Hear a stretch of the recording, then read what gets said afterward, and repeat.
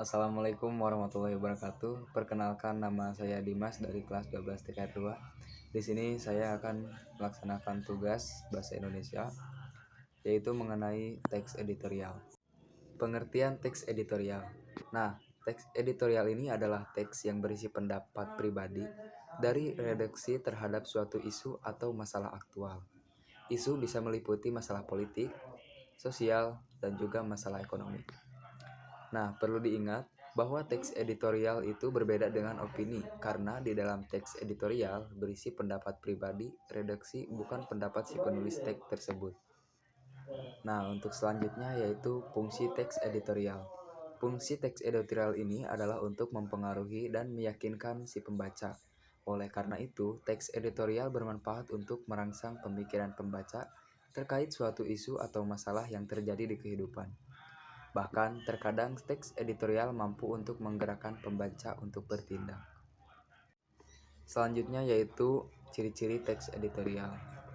Teks editorial ini memiliki beberapa ciri-ciri, di antara lain: satu yaitu aktual dan faktual, kedua sistematis dan logis, ketiga argumentatif. Nah, kita bahas yang pertama terlebih dahulu, yaitu aktual dan faktual. Teks harus mengangkat informasi yang tengah hangat diperbincangkan di masyarakat. Dan jangan lupa, informasi tetap harus mengedepankan fakta yang terjadi. Nah, jadi di penjelasan yang pertama ini, teks editorial yaitu harus mengangkat informasi yang telah hangat ataupun yang baru terbit di masyarakat. Dan informasinya juga harus mengedepankan fakta, jadi tidak boleh asal-asalan. Selanjutnya yang kedua, yaitu sistematis dan logis. Nah, penyusun teks editorial harus tersistematis, yang berarti harus memenuhi struktur dan kaidah kebahasannya. Teks juga harus logis, artinya masuk akal dan tidak imajinatif. Jadi teks editorial harus tersistematis sesuai dengan struktur atau kaidah kebahasaannya. Nah, teks editorial juga harus logis, artinya masuk akal. Selanjutnya yang ketiga, yaitu argumentatif. Seperti yang sudah dijelaskan dari awal, bahwasannya teks editorial ini berisi pendapat. Nah, untuk selanjutnya yaitu ada struktur teks editorial. Nah, di struktur teks editorial ini, satu, ada pernyataan pendapat atau tesis, berisi sudut pandang penulis terhadap permasalahan yang diangkat. Nah, berupa pernyataan atau teori yang akan diperkuat oleh argumen. Nah, selanjutnya yang kedua yaitu ada argumentasi. Argumentasi ini bentuk alasan atau bukti yang digunakan untuk memperkuat pernyataan tesis. Bisa berupa pernyataan umum, data hasil penelitian, pernyataan para ahli, atau fakta-fakta yang dapat dipercaya.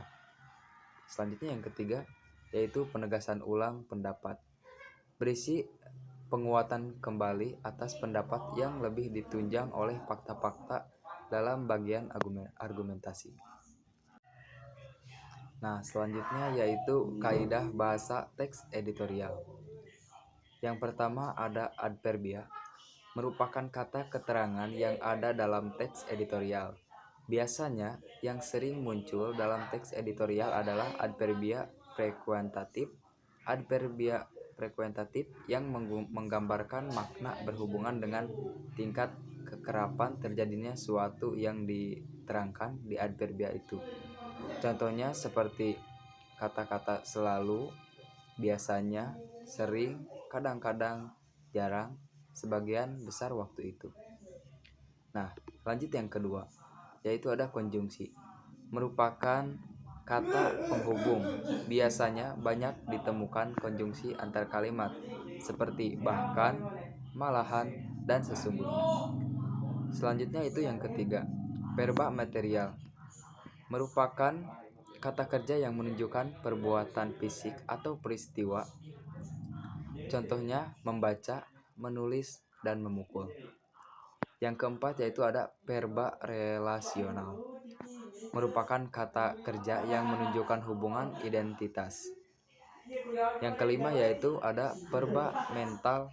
Merupakan kata kerja yang menerapkan persepsi, melihat, merasa, afeksi, suka, khawatir, dan konsumsi atau berpikir, mengerti. Sekian penjelasan dari saya. Mohon maaf bila ada kesalahan. Wassalamualaikum warahmatullahi wabarakatuh.